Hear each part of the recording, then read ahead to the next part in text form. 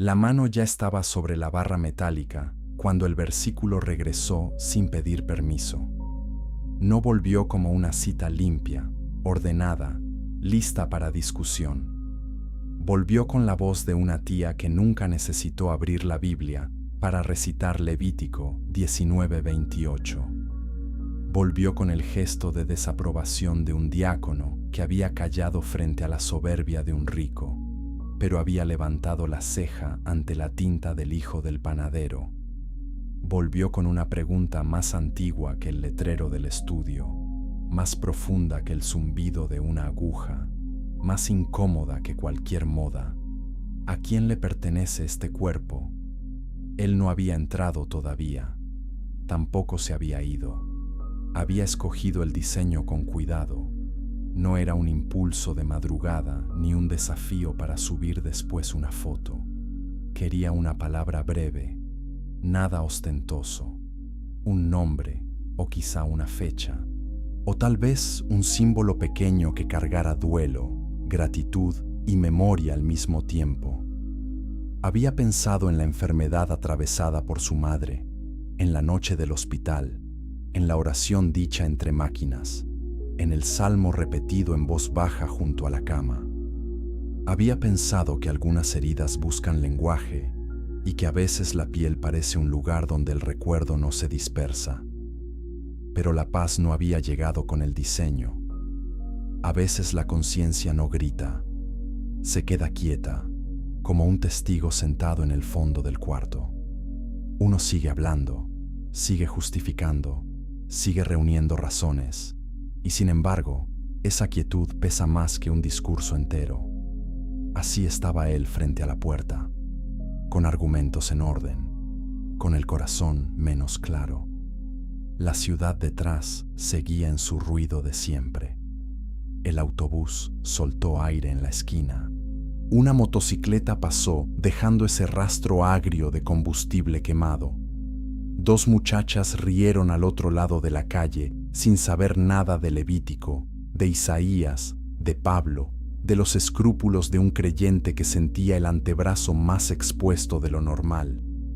Adentro, una lámpara blanca caía sobre una silla reclinable.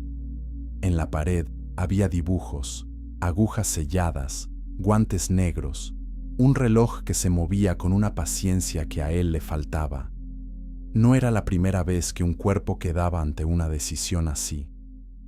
Mucho antes de las vitrinas, antes de los estudios con catálogos y normas sanitarias, antes de las discusiones en redes y los sermones que empiezan con indignación y terminan sin matices, hubo pieles ofrecidas en duelo, manos levantadas a dioses ajenos, nombres extraños grabados como si la carne pudiera jurar fidelidad por sí sola. Hubo también un pueblo recién sacado de esclavitud, torpe para la libertad, siempre tentado a parecerse a quienes lo habían herido. En ese mundo descendió una prohibición que muchos citan como martillo y pocos leen con paciencia. No haréis rasguños en vuestro cuerpo por un muerto, ni imprimiréis en vosotros señal alguna. Yo, el Señor. Levítico 19:28. Escucha cómo termina el versículo. No termina con la piel, termina con el Señor. Ese detalle cambia el peso de toda la escena, porque la discusión nunca fue simplemente estética. Nunca quedó reducida a tinta o ausencia de tinta, a dibujo o piel intacta, a conservadurismo contra modernidad. La línea de fondo corre por otro sitio. Corre por el derecho de Dios a definir la santidad de un pueblo. Corre por la tentación humana de tomar el cuerpo, ese lugar vulnerable donde cargamos historia, placer, pérdida, deseo, culpa y memoria, y convertirlo en territorio negociable sin preguntarle al dueño. Él seguía inmóvil. Su teléfono vibró. Un amigo había escrito: si estás en paz, hazlo. Dios mira el corazón. El mensaje decía algo verdadero y algo peligroso, como tantas frases religiosas que circulan sin vigilancia. Sí, Dios mira el corazón. Eso dijo Samuel cuando nadie esperaba al menor de Isaí, porque el hombre mira lo que está delante de sus ojos, pero el Señor mira el corazón. 1 Samuel 16:7. Pero precisamente por eso, la frase no resuelve nada con rapidez. Si Dios mira el corazón, entonces la pregunta se hace más severa, no menos. Ya no basta decir, yo puedo. Ahora toca discernir qué amor, qué hambre, qué duelo, qué vanidad, qué lealtad se están moviendo debajo de la decisión. La mano quedó suspendida, no entró, no huyó. Y esa pausa merece respeto, porque en una época que convierte toda vacilación en debilidad, detenerse delante de Dios puede ser la forma más sana de obediencia. No todas las demoras nacen de cobardía. Algunas nacen de reverencia. Algunas aparecen cuando el alma presiente que una decisión pequeña quiere apoyarse sobre un cimiento todavía inestable. Así empieza esta historia. No con una aguja, sino con una conciencia interrumpida. No con un veredicto arrojado desde lejos, sino con una mano quieta frente a una puerta. No con un grito religioso, sino con una pregunta que exige lectura, memoria, contexto, oración y un corazón que no se defienda demasiado pronto. Porque antes de hablar del tatuaje, hay que volver al capítulo donde el mandato fue pronunciado. Y antes de convertir un versículo en arma, hay que escuchar la música completa en la que ese versículo respira. 2. Un mandamiento rodeado de vecinos. Levítico 19 incomoda a quienes desean respuestas rápidas. No se deja reducir a una consigna portátil.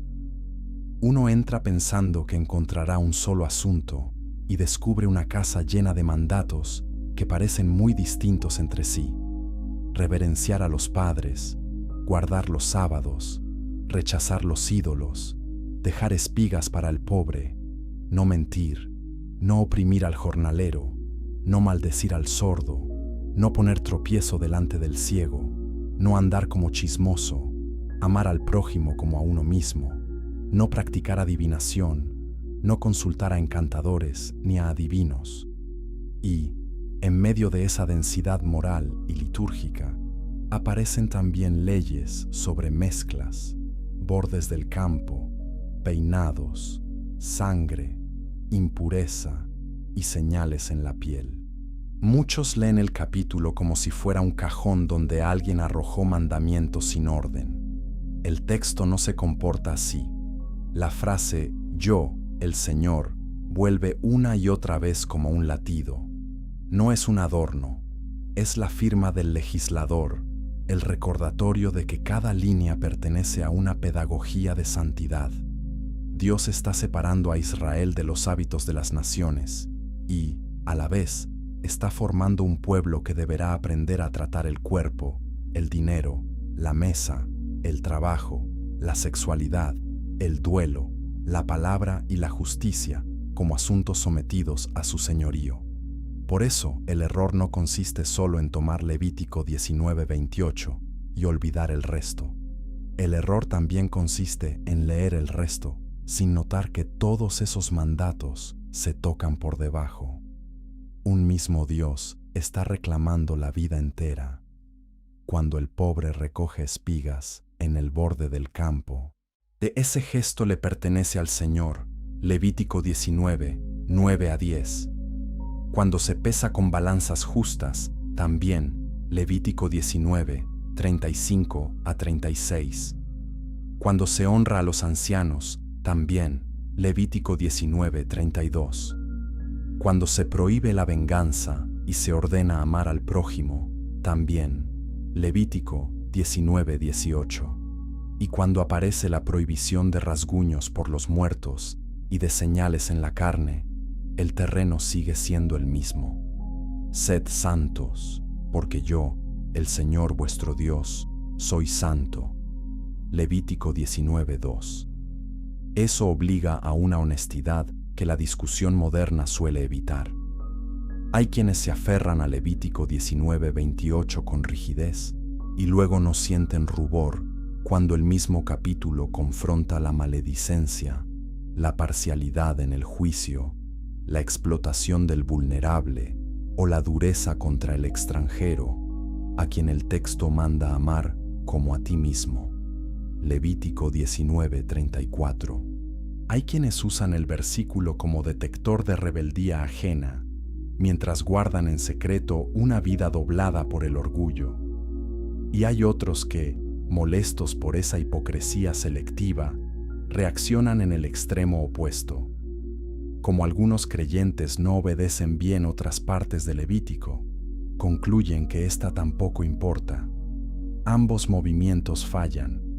La inconsistencia del intérprete no vacía el peso del texto. Si alguien condena tatuajes mientras desprecia al inmigrante, su incoherencia merece reprensión. Pero esa reprensión no zanja por sí sola el sentido del mandamiento. Del mismo modo, el hecho de que un cristiano ya no se gobierne por ciertas disposiciones ceremoniales del antiguo pacto no autoriza a tratar cualquier línea del capítulo como residuo sin mensaje. La tarea seria no consiste en escoger el lado que mejor nos favorece. Consiste en averiguar qué estaba protegiendo Dios, qué estaba prohibiendo exactamente, cómo esa ley encajaba en la formación de Israel y de qué manera se relee a la luz del cumplimiento en Cristo. Ese trabajo exige paciencia, y la paciencia no está de moda. Levítico 19:19 prohíbe, entre otras cosas, sembrar el campo con mezcla de semillas y usar vestidos de mezcla de tejidos. Es cierto, el argumento suele lanzarse así: si no obedeces eso literalmente, no me cites 19:28. A veces, esa observación desenmascara una hipocresía real.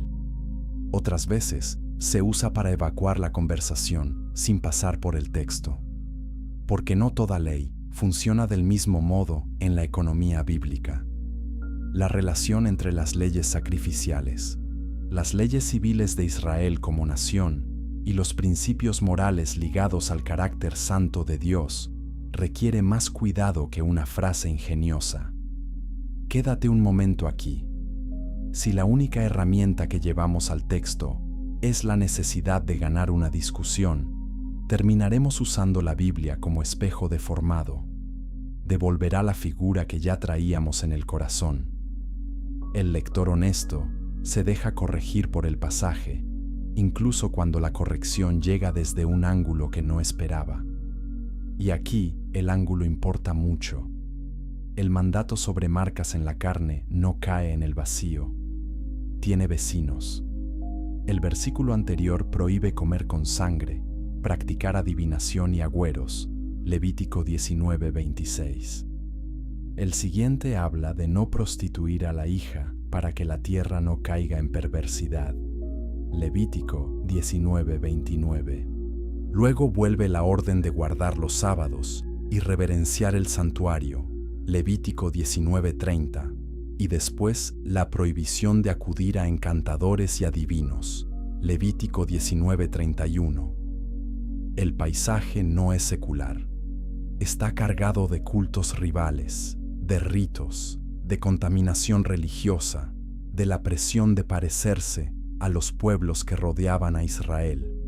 Así que cuando la ley menciona rasguños por los muertos y señales en la carne, no está tratando primero de decoración.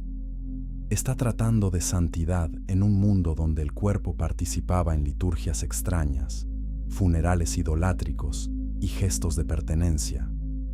Si uno arranca el versículo de ese terreno, puede hacerlo decir menos o más de lo que realmente dice. Menos cuando lo reduce a mera costumbre antigua, sin ninguna continuidad de principio. Más cuando lo convierte en prohibición automática de cualquier marca corporal de cualquier tipo, en cualquier época, sin distinguir intención, contexto, pacto ni propósito. La Escritura merece mejor trato, y el creyente que aún tiene la mano sobre una puerta necesita algo más sólido que consignas heredadas. necesita ver el polvo del campamento, oír los nombres falsos de los dioses cercanos, entender lo que significaba herirse la piel frente a la muerte y lo que significaba, para un pueblo recién separado por Dios, no entregar su carne al lenguaje religioso de los otros. 3. Cortes por los muertos. El duelo puede empujar al cuerpo a lugares extraños. Cuando la muerte irrumpe, el ser humano busca un gesto capaz de cargar lo que la garganta no consigue decir. Unos se arrojan al suelo, otros desgarran vestiduras. Otros guardan silencio hasta que el silencio duele más que el llanto. La Biblia conoce ese territorio. No trata la muerte como una interrupción menor. La llama enemiga. La muestra arrancando a hijos de los brazos de sus madres, apagando lámparas en mitad de la casa, dejando la comida intacta sobre la mesa. Por eso mismo también regula el duelo. No porque Dios ignore la fuerza de la pérdida, sino porque conoce la facilidad con que el dolor puede convertirse en culto desordenado. Levítico 19:28 une dos acciones en una sola frase. No haréis rasguños en vuestro cuerpo por un muerto, ni imprimiréis en vosotros señal alguna. Levítico 19:28. Deuteronomio vuelve sobre la primera mitad con más claridad aún. Hijos sois del Señor vuestro Dios. No os haréis incisiones, ni os raparéis a causa de un muerto. Deuteronomio 14:1. El argumento allí no es primero higiénico ni estético, es filial. Hijos sois. La prohibición nace de la relación. Eso importa. Israel no podía llorar como lloraban las naciones que trataban de manipular a sus dioses o de acompañar al difunto con prácticas de autoaflicción ritual. La pena no les daba licencia para copiar costumbres religiosas ajenas. Podían rasgar vestiduras, sí. Podían ayunar, lamentarse, cubrirse de ceniza en ciertas escenas del Antiguo Testamento. Podían clamar, pero no debían convertir su cuerpo en altar de sangre por causa de los muertos. La muerte ya había herido bastante. No se la debía coronar con una liturgia prestada. Siglos más tarde, en el Monte Carmelo, los profetas de Baal se sajaban con cuchillos y lancetas, conforme a su costumbre, hasta chorrear la sangre sobre ellos. 1 Reyes 18:28. Allí la escena ya no gira alrededor del duelo funerario, pero muestra algo del mismo mundo religioso. El cuerpo herido como lenguaje ritual, la sangre ofrecida para provocar respuesta de una deidad muda, la piel convertida en instrumento de frenesí sagrado. El texto de Reyes no explica Levítico por completo, pero sí deja ver el tipo de atmósfera espiritual que la ley israelita rechazaba. No cuesta imaginar la presión cultural. Israel acababa de salir de Egipto y caminaba hacia una tierra llena de prácticas ajenas. Un pueblo recién rescatado suele parecerse todavía a sus antiguos vecinos. Lleva en la memoria gestos viejos, supersticiones viejas, maneras viejas de temer, de llorar, de pedir favor, de hacerse aceptar por poderes invisibles. Dios no estaba legislando para un vacío antropológico. Estaba arrancando a una nación de un ecosistema religioso saturado de imitaciones peligrosas. Por eso la línea, por un muerto, no puede tratarse como detalle sin importancia. Está tocando el contexto del versículo.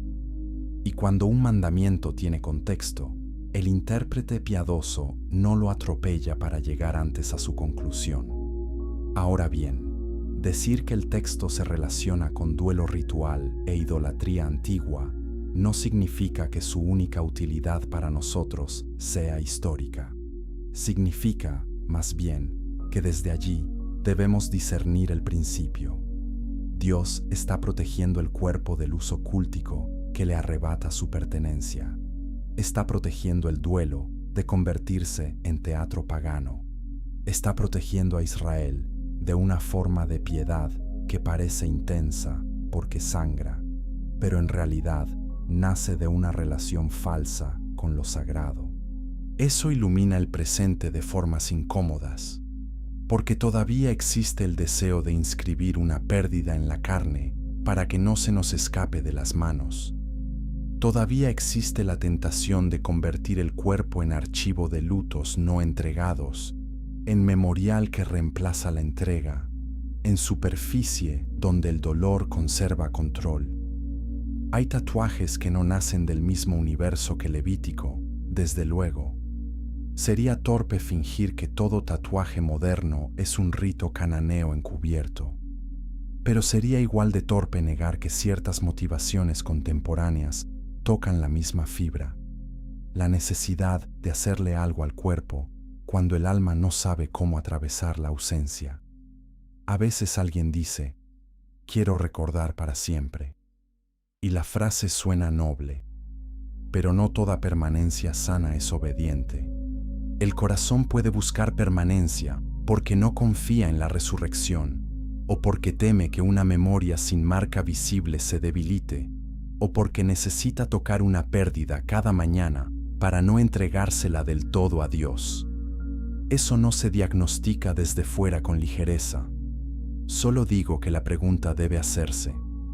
Cuando Jacob creyó haber perdido a José, rasgó sus vestidos y puso cilicio sobre sus lomos por muchos días.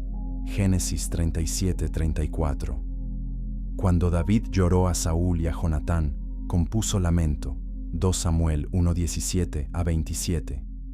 Cuando las hermanas de Lázaro se plantaron ante Jesús, no trajeron una teología impecable, trajeron lágrimas, reproche, amor y una casa tomada por la ausencia.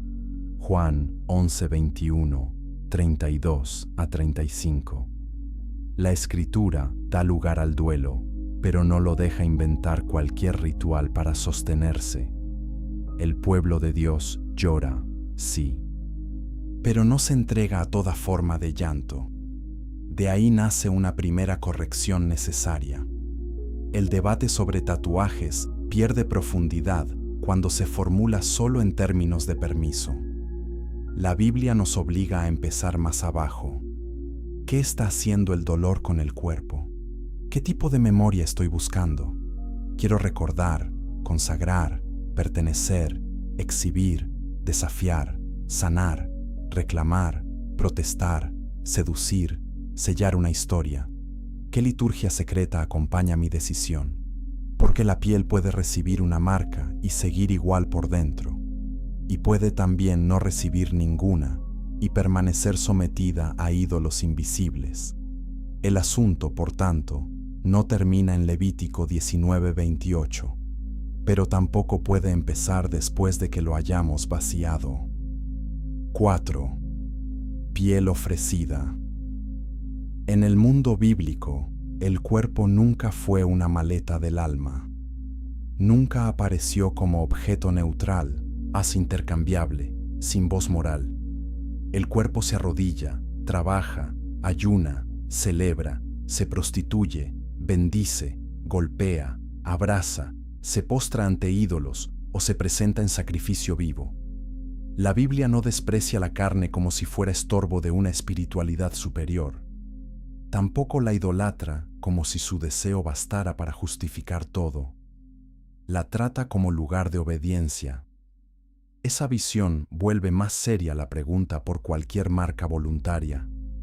La piel puede parecer superficie. En realidad, funciona muchas veces como frontera. Allí se toca el mundo. Allí la herida deja su aviso. Allí la enfermedad se hace visible. Allí la vergüenza busca esconderse y la vanidad busca ser vista. Allí la esclavitud deja cicatriz y el trabajo deja dureza. Por eso no es extraño que tantas culturas hayan querido usar la piel como tablilla de identidad, o como escaparate de fidelidad, como campo para nombrar dioses, tribus, placeres, lutos y jerarquías. La Escritura no nos da un catálogo exhaustivo de todas las prácticas corporales del Antiguo Oriente. No lo necesita. Le basta mostrar, en momentos decisivos, que Israel habitaba entre pueblos cuyo culto involucraba comida, sangre, prostitución sagrada, adivinación, gestos funerarios y actos corporales de lealtad. Cuando Dios dice, no haréis como hacen ellos, no está protegiendo una estética nacional, está guardando la singularidad de un pueblo santo. El detalle puede cambiar de época, el principio menos. Hoy el tatuaje suele cargarse de otros significados. Puede ser arte, memoria familiar, identidad cultural, gesto de amistad, impulso juvenil, afirmación estética, narración del pasado, símbolo de fe o simple gusto. El problema es que el ser humano rara vez hace algo solo por una razón. Las motivaciones vienen mezcladas. La piel recibe una frase mientras el alma intenta otras 3 cosas a la vez. Quiere honrar a alguien, sí. También quiere controlar el relato. Quiere recordar a Dios, sí. También quiere verse más interesante. Quiere sellar una etapa, sí. También quiere asegurarse de no volver a ser confundido con quien era antes. La complejidad de esa mezcla es precisamente lo que impide los juicios automáticos. Un pastor que grita pecado sobre toda tinta sin distinguir nada puede herir donde debería pastorear. Pero quien responde, solo es tinta, quizá tampoco ha entendido lo que hace el corazón cuando toca la carne con intención de permanencia.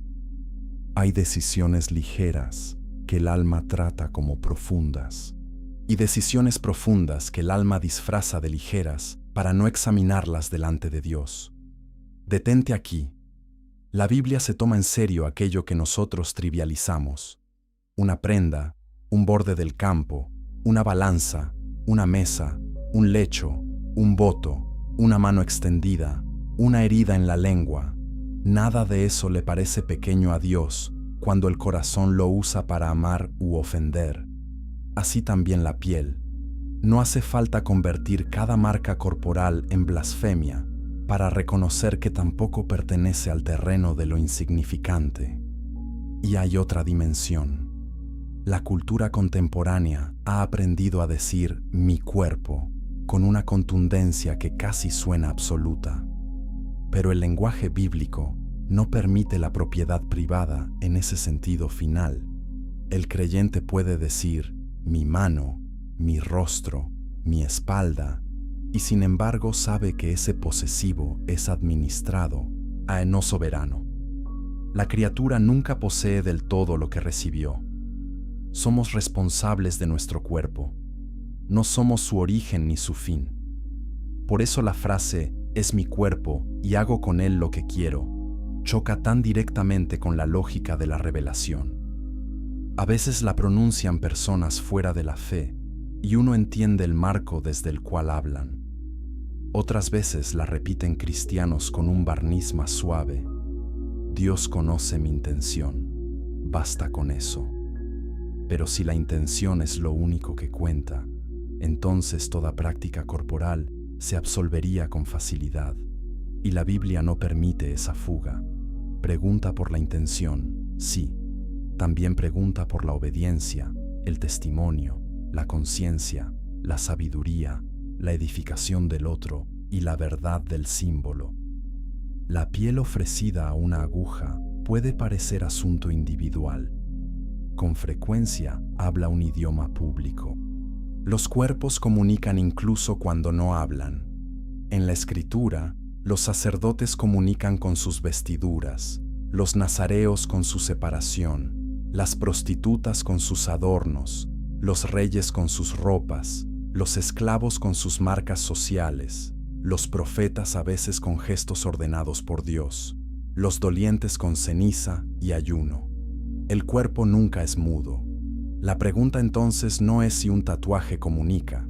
La pregunta es qué comunica, para quién, desde dónde y con qué obediencia. No todos los mensajes pesan igual, y sin embargo, ninguno es completamente neutro. 5. Sin marcas de amo. Israel salió de Egipto con la memoria todavía húmeda.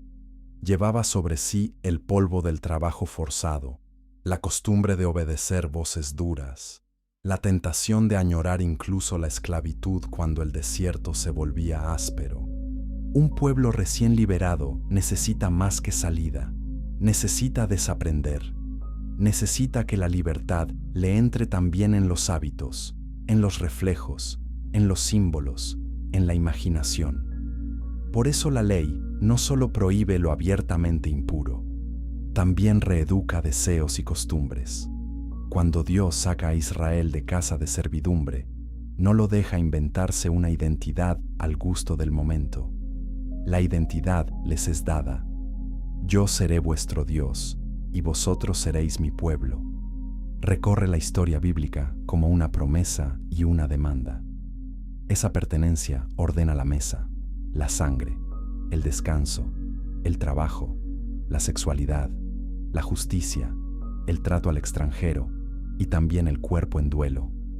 La libertad de Israel no consiste en hacer lo que las naciones hacen sin freno, consiste en pertenecer rectamente. Eso explica por qué tantos mandatos del Pentateuco parecen ir contra la corriente cultural. Dios está desmarcando a su pueblo, está diciendo una y otra vez: no tomaréis vuestros símbolos de allí, no aprenderéis vuestra piedad de allí, no lloraréis como lloran ellos, no buscaréis protección donde ellos la buscan, no llamaréis belleza a todo lo que ellos celebran. En Éxodo, la sangre de la liberación no fue puesta en cuerpos israelitas, sino en los postes y dinteles de las casas, como señal de obediencia al Dios que pasa y guarda. Éxodo 12:7, 13. El signo decisivo de protección vino por mandato divino y quedó ligado a un acto redentor concreto, no a una creatividad ritual nacida del miedo. Más tarde, la ley hablará de las palabras de Dios como una señal sobre tu mano y como frontales entre tus ojos. Deuteronomio 6:8. Ese lenguaje ha sido entendido de modos diversos, a veces literalizado en prácticas judías, a veces leído como imagen intensa de una obediencia que gobierna acción y pensamiento. En cualquier caso, el punto es notable. Dios mismo reclama el derecho de determinar cuáles son las señales legítimas de pertenencia. El ser humano, en cambio, siempre quiere adelantarse, quiere producir sus propias marcas de seguridad. A veces lo hace con tinta, a veces con reputación, a veces con las historias que narra sobre sí mismo. Hay un pasaje de Isaías que abre una ventana hermosa sobre este tema. Este dirá: yo soy del Señor. El otro se llamará del nombre de Jacob, y otro escribirá con su mano: del Señor. Isaías 44:5. El profeta no está dando un manual de modificación corporal. Está describiendo el gozo de pertenecer. El despertar de una identidad restaurada entre un pueblo al que Dios derrama agua sobre el sequedal y espíritu sobre su generación. Isaías 44, 3-5. Aún así, el lenguaje importa. La imagen no es la de una carne tomada por lutos paganos ni por deidades extrañas. Es la de una confesión de pertenencia al Dios verdadero. Y eso ilumina una diferencia crucial. No toda marca se comprende desde la misma lógica. El problema bíblico nunca fue la mera existencia de un signo visible. El problema fue el Señor al que servía ese signo y el tipo de culto que expresaba. Pero antes de sacar conclusiones favorables demasiado deprisa, conviene escuchar la otra cara.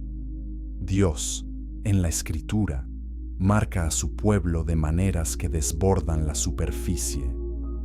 A Jerusalén la consuela diciendo: he aquí que en las palmas de las manos te tengo esculpida. Isaías 49:16. No es el pueblo quien sostiene primero el nombre de Dios, es Dios quien sostiene a su pueblo en memoria fiel. En Ezequiel, los que gimen por las abominaciones reciben una señal protectora por mandato divino. Ezequiel 9:4. En Apocalipsis, los siervos de Dios son sellados en sus frentes antes de ciertos juicios. Apocalipsis 7:3. Son escenas distintas, con propósitos distintos, pero todas insisten en una verdad. La marca decisiva la da Dios, no la voluntad autónoma del hombre. Escucha ese orden. Cuando el creyente invierte el orden y empieza preguntando, ¿qué quiero inscribir en mí?, antes de preguntar, ¿qué está inscribiendo Dios en mí por su Espíritu?, la decisión ya empezó torcida. Porque el Evangelio no se limita a permitir o prohibir acciones, también reordena el centro desde el cual actuamos. La gran noticia no es que por fin podamos diseñarnos con libertad religiosa. La gran noticia es que, en Cristo, ya no pertenecemos al mercado de identidades disponibles.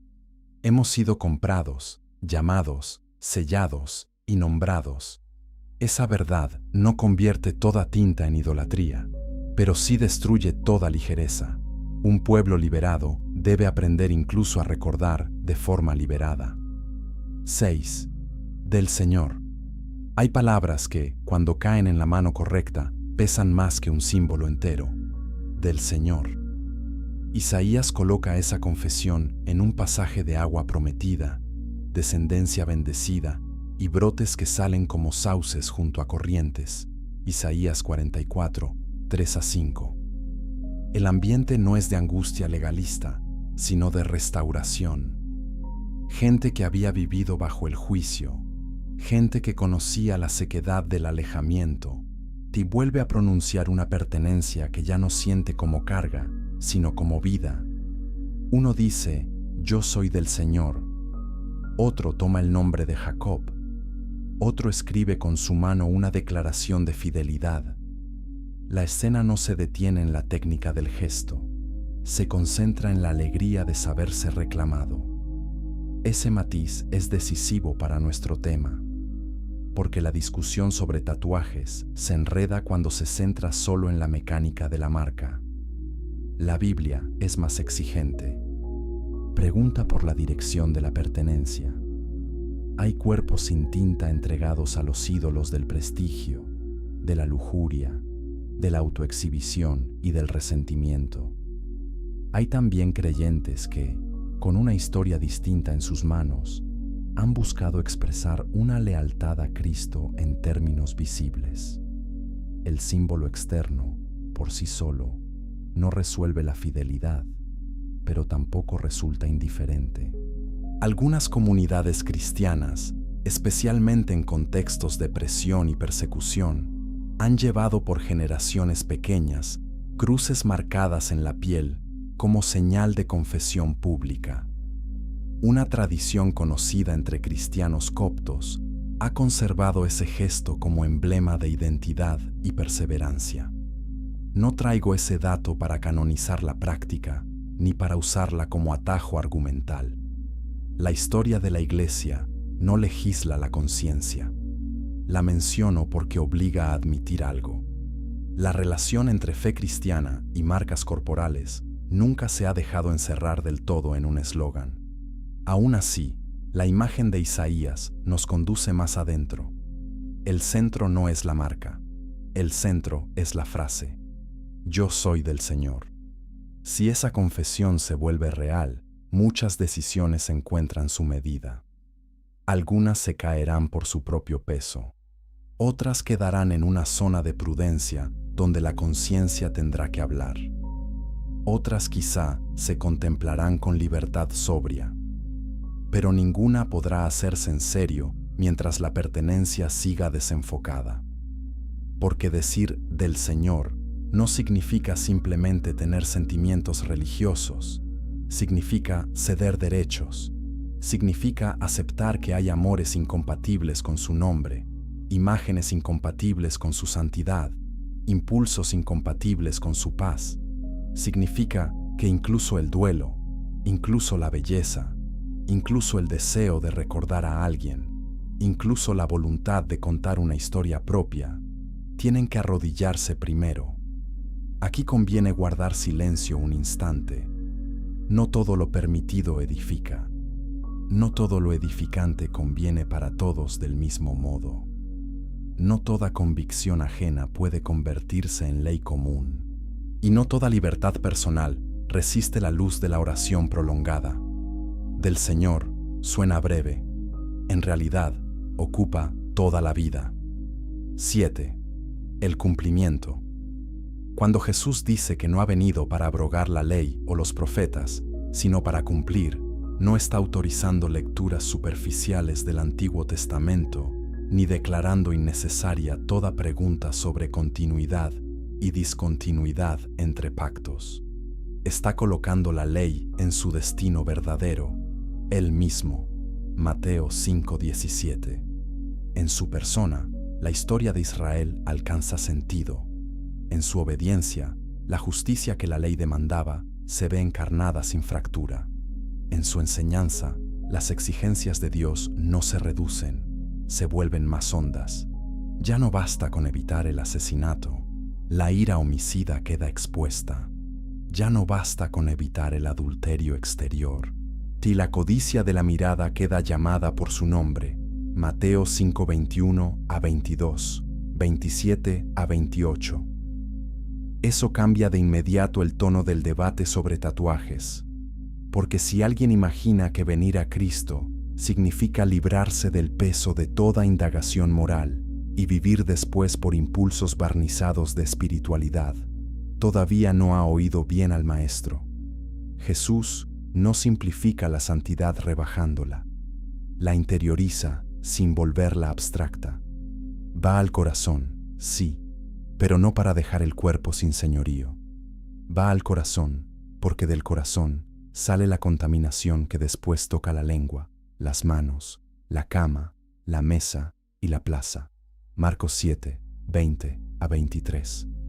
A la vez, Jesús se niega a medir la pureza con la obsesión externa de ciertos intérpretes de su tiempo.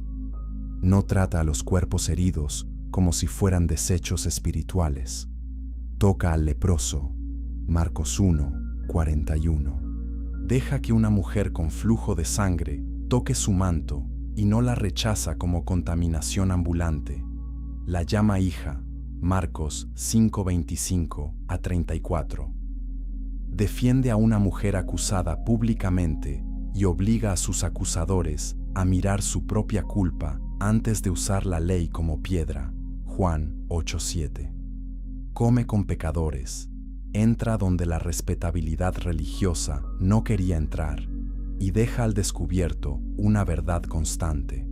El problema central del hombre no se resuelve con piel intacta, pero conviene no deformar esa gracia. Jesús no minimiza el pecado para proteger sensibilidades. Tampoco hace del corazón una excusa para que toda acción exterior quede moralmente neutra. Más bien revela que la pureza exterior sin obediencia interior es podredumbre limpia y que la obediencia interior verdadera acaba tocando la vida visible. Si me amáis, guardad mis mandamientos. Juan 14:15. El amor no reemplaza la obediencia, la anima. Entonces, ¿qué hace Cristo con Levítico 19:28? No lo convierte en un cartel independiente para colgar sobre cualquier discusión moderna. Tampoco permite ignorarlo. Lo lleva al terreno donde las señales encuentran su peso definitivo: la relación del hombre con Dios, el tipo de culto que su cuerpo expresa, la verdad o falsedad del corazón que actúa. Aquí debemos andar con precisión.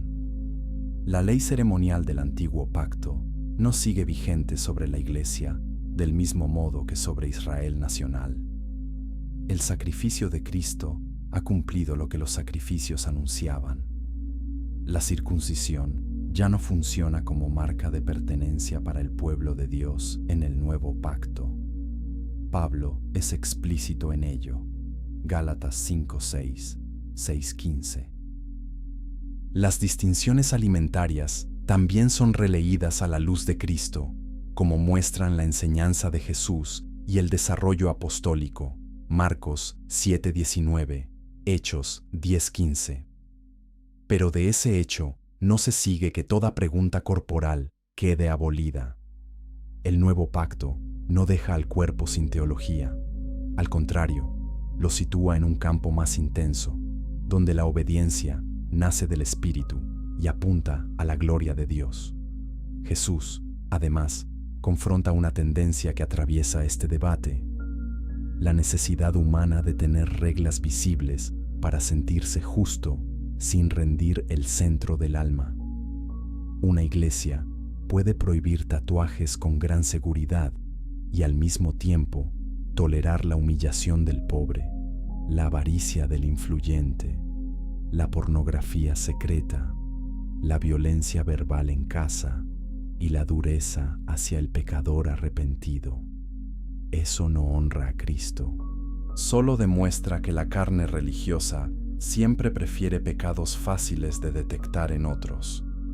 El Señor, en cambio, mira donde nadie quiere ser mirado. Sin embargo, sería un error usar esa crítica para clausurar toda advertencia. La hipocresía de algunos moralistas no vuelve irrelevante la pregunta. Jesús denuncia la hipocresía porque ama la santidad, no porque la descarte. Quien ha oído el Sermón del Monte sabe que la vara sube, no baja. Y aquí entra una consideración pastoral que no debe perderse. Hay personas que preguntan por tatuajes buscando coartada. Ya decidieron. Solo quieren una formulación bíblica que les permita salir tranquilos. Hay otras que preguntan porque su conciencia está despierta y no desea entristecer al Señor. El mismo tema exige un trato distinto en cada caso. A la primera tal vez haya que inquietarla más. A la segunda quizá haya que evitarle un yugo donde Cristo no lo ha puesto. La pregunta entonces no es simplemente: ¿Jesús prohibió los tatuajes? La pregunta mejor sería: ¿cómo juzga Jesús una decisión corporal que pretende permanencia visible? ¿Con qué ojos mira una marca elegida? ¿Qué examina primero? Examina el corazón. Examina el Señor al que sirve el gesto. Examina si hay verdad o autoengaño en la motivación. Examina si el cuerpo está siendo tratado como cosa disponible o como esfera de obediencia. Examina si la acción brota de amor reverente o de hambre de autoafirmación. Examina también la misericordia con que sus discípulos se tratan unos a otros en cuestiones donde la conciencia no camina al mismo ritmo. Y hay algo más. Jesús no solo enseña, también hiere nuestra obsesión por controlarnos a nosotros mismos mediante signos visibles. El Evangelio nos ofrece una identidad recibida, no fabricada. El bautismo, ordenado por Él, es señal suficiente de pertenencia al entrar en la comunidad del nuevo pacto, Mateo 28:19. La cena del Señor, repetida en la iglesia, renueva memoria suficiente de su muerte hasta que Él venga. Primera de Corintios 11:26. Cuando el cristiano siente que todavía le falta una marca decisiva para estar seguro de quién es, quizá lo que necesita no es una aguja, sino volver a las señales que Cristo ya dio a su pueblo y dejar que ellas lo reeduquen. Eso no resuelve automáticamente cada caso particular, pero desplaza el centro. La cuestión ya no se decide en el terreno de la moda ni en el de la mera reacción conservadora. Se decide a la luz del cumplimiento. Cristo, con su señorío, sus señales, su examen del corazón, su forma de purificar no solo la piel, sino al hombre entero. 8. Templo y precio. Pablo no escribió 1 Corintios 6 pensando en tatuajes. Conviene decirlo con claridad, porque usar un texto fuera de su argumento inmediato es una manera fácil de volver imprecisa la escritura. El apóstol está confrontando inmoralidad sexual, unión ilícita, banalización del cuerpo y un tipo de libertad mal entendida que decía: todo me es lícito. Primera de Corintios 6, 12 a 20. Sin embargo, precisamente allí formula una visión del cuerpo que toca nuestro tema con fuerza ineludible. ¿O ignoráis que vuestro cuerpo es templo del Espíritu Santo, el cual está en vosotros, el cual tenéis de Dios, y que no sois vuestros, porque habéis sido comprados por precio? Glorificad, pues, a Dios en vuestro cuerpo. Primera de Corintios 6, 19 a 20. No sois vuestros.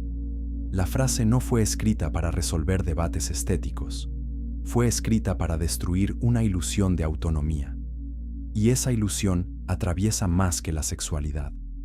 Atraviesa cualquier decisión donde el creyente trate el cuerpo como propiedad absoluta, disponible para el capricho, el mercado, la desesperación o la vanidad. Comprados por precio. Tampoco es una metáfora liviana. Se alza detrás la cruz, la sangre de Cristo, la redención que no nos mejora ligeramente, sino que nos rescata del dominio ajeno. El cuerpo del creyente no es basura que Dios tolera mientras espera el alma, es parte de la humanidad redimida que será resucitada. Por eso Pablo puede hablar del cuerpo tanto como lugar de tentación como lugar de glorificación. La gracia no espiritualiza al hombre hasta volverlo incorpóreo. Lo reclama entero. Ese entero es lo que incomoda, porque mucha gente preferiría un cristianismo de interioridad privada, Dios en el corazón y el cuerpo sometido a la conveniencia cultural del momento. Pablo no concede esa división. Lo que haces con el cuerpo importa porque el cuerpo participa en la obediencia. Si se entrega a la impureza, el pecado no es superficial. Si se presenta al Señor, tampoco la santidad es abstracta. Ahora bien, aplicar este principio a los tatuajes exige delicadeza. Sería una lectura torpe afirmar que cualquier marca corporal viola automáticamente el hecho de que el cuerpo sea templo del Espíritu. El texto no dice eso, pero sería igualmente torpe usar el texto solo de modo negativo, como si prohibiera cosas, y no de modo positivo, como si orientara una visión. El templo no es primero territorio de prohibiciones, es espacio de presencia. La pregunta entonces se afina. ¿Esta decisión honra la presencia? ¿Ayuda a glorificar a Dios en el cuerpo? ¿Nace de la lógica de haber sido comprado o de la lógica de seguir considerándome disponible para definirme a mí mismo sin referencia última al Señor? Pablo da otra frase que complica aún más la discusión. En Gálatas 6:17 escribe: Yo traigo en mi cuerpo las marcas del Señor Jesús. No habla de un tatuaje devocional, habla de cicatrices, sufrimientos, señales de persecución, el precio apostólico de pertenecer a Cristo. Son marcas recibidas en la obediencia, no buscadas para construir una identidad visual. Y sin embargo, la frase es poderosa porque muestra que el cuerpo cristiano sí puede llegar a ser texto legible de fidelidad, no a través de cualquier signo autoelegido, sino a través de la comunión con el crucificado. Ese contraste merece ser escuchado. Hay marcas que yo elijo para narrarme. Hay marcas que la obediencia deja, porque seguir a Cristo en un mundo hostil cuesta. Las primeras pueden ser legítimas en ciertos casos, o pueden nacer de motivaciones torcidas. Las segundas llegan cuando no se negocia la fidelidad. Pablo no romantiza ninguna. Solo reconoce que el Evangelio ya escribe sobre nosotros de maneras más severas y más gloriosas que cualquier aguja. También Romanos 12. Uno debe entrar en la habitación. Presentad vuestros cuerpos en sacrificio vivo, santo, agradable a Dios. Romanos 12:1. Observa el verbo presentar. El cuerpo se ofrece, pero no al diseño de la voluntad autónoma. Se ofrece a Dios. Se vuelve liturgia racional, culto consciente, obediencia encarnada. Y justo después Pablo añade: no os conforméis a este siglo, sino transformaos por medio de la renovación de vuestro entendimiento. Romanos 12:2. Esa secuencia resulta decisiva para asuntos donde la cultura empuja fuerte. Antes de preguntar si algo cabe dentro de la libertad cristiana, conviene preguntar si la forma de desearlo ha sido ya moldeada por este siglo o renovada por la mente de Cristo. Porque el mundo no necesita que todo tatuaje sea idólatra para ejercer presión. Le basta con enseñarnos a usar el cuerpo como pizarra identitaria constantemente mutable. Le basta con convertir el yo en proyecto visible. Le basta con persuadirnos de que lo que no se exhibe no cuenta, de que lo que no se fija en imagen se diluye, de que la memoria sin marca palpable es insuficiente. Contra eso, Pablo levanta una antropología entera. El cuerpo tiene señor, precio, presencia y destino. Y ese destino también cuenta. Esperamos al Salvador, el cual transformará el cuerpo de la humillación nuestra. Filipenses 3, 20-21. El cristiano no cuida el cuerpo porque le rinde culto narcisista, sino porque espera resurrección. Sabe que este cuerpo perecedero será vestido de incorrupción. 1 Corintios 15:53. Sabe que el cuerpo no es desecho provisional. Sabe que incluso su debilidad será visitada por la gloria de Dios. Cuando esa esperanza se vuelve concreta, la pregunta por el tatuaje ya no suena igual. Se hace más humilde, menos desafiante, menos impulsiva, quizá menos necesitada de afirmación visible. El creyente todavía puede llegar a conclusiones distintas en ciertos casos, pero si piensa como Pablo, jamás podrá decidir con trivialidad. Lleva un templo, lleva un precio, lleva una esperanza, y todo eso vuelve pesada incluso una aguja pequeña. 9. Cruces en la piel, cruces en la carne. La historia cristiana no entrega un veredicto tan uniforme como algunos quisieran. Eso no debería sorprender. La Iglesia, extendida por siglos, culturas, persecuciones, errores, avivamientos y acomodaciones, ha pensado el cuerpo de maneras diversas.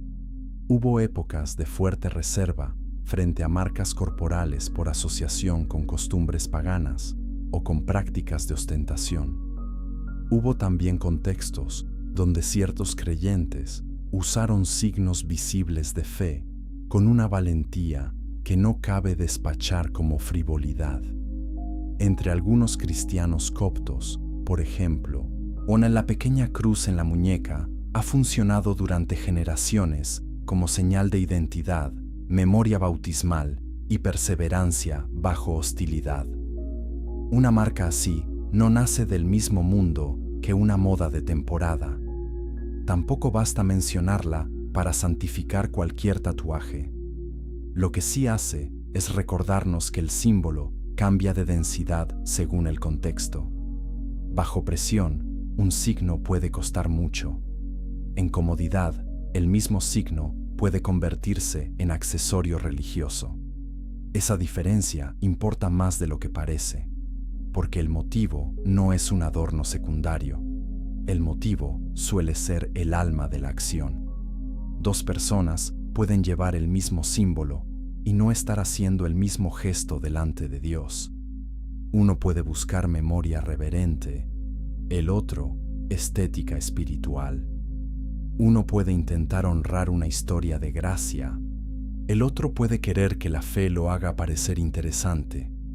Uno puede llevar una cicatriz de fidelidad, el otro puede fabricar una identidad visible para esconder un vacío invisible. La piel no corrige sola esas diferencias, solo las exhibe parcialmente. Y hay otro lado todavía más delicado. Muchas personas llegan a la fe después de haber marcado su cuerpo en etapas anteriores.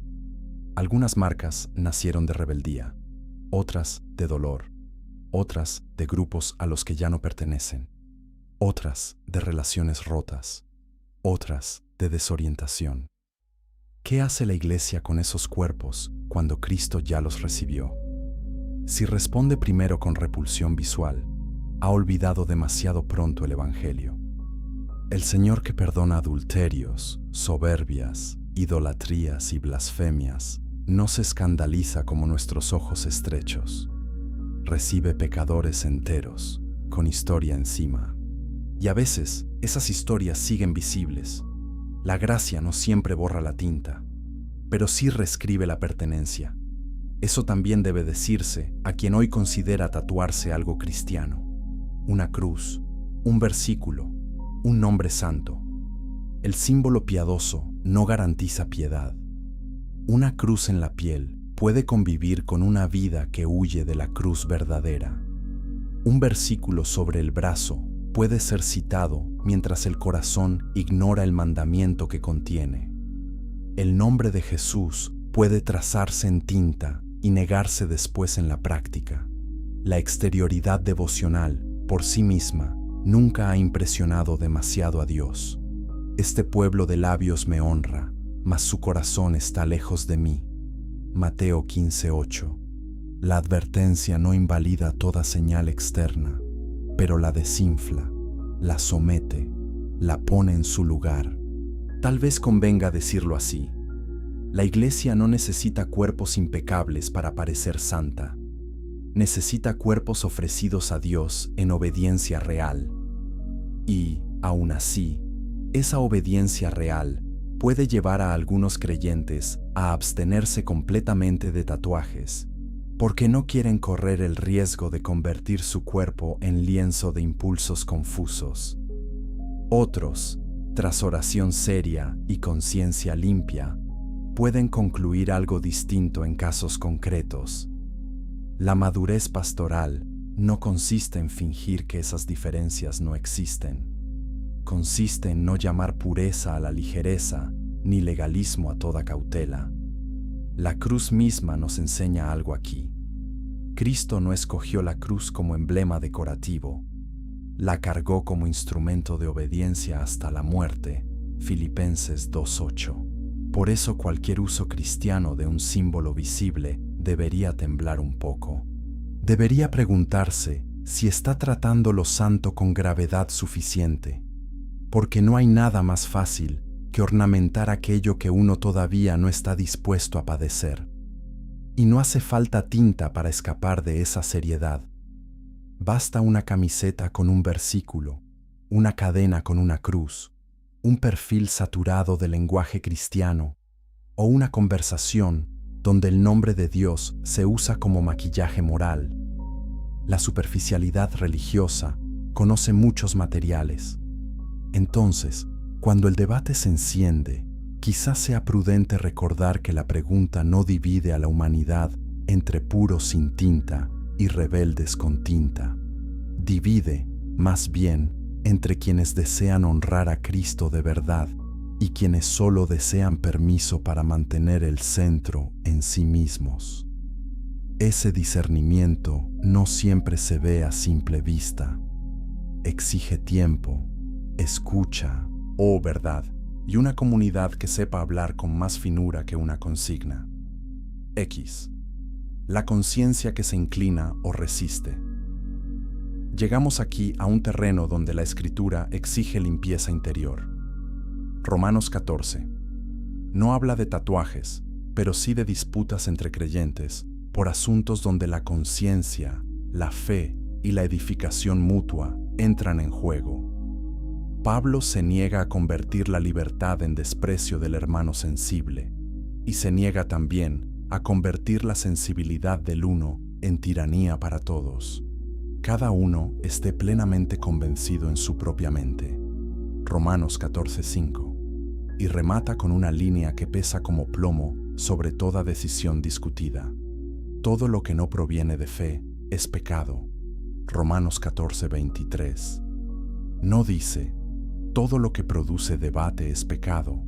No dice, todo lo que algunos desaprueban es pecado. Dice, lo que no nace de fe. Eso vuelve la conversación más estrecha y más amplia a la vez. Más estrecha, porque ya no basta con encontrar una rendija argumental para justificarme. Más amplia, porque obliga a mirar el corazón con una seriedad que las listas impersonales no alcanzan. Puedes hacerlo desde la fe, no desde la prisa, no desde la presión del grupo, no desde la necesidad de parecer libre, no desde el desafío a tus padres, no desde la vanidad estética, no desde una herida que todavía quiere gobernar el cuerpo, no desde la nostalgia de un amor perdido, no desde la necesidad de construir una identidad visible que te sostenga porque la identidad recibida en Cristo te parece demasiado invisible. Puedes hacerlo delante de Dios con acción de gracias, sin esconder nada, sin defenderte, sin necesidad de que otros te tranquilicen.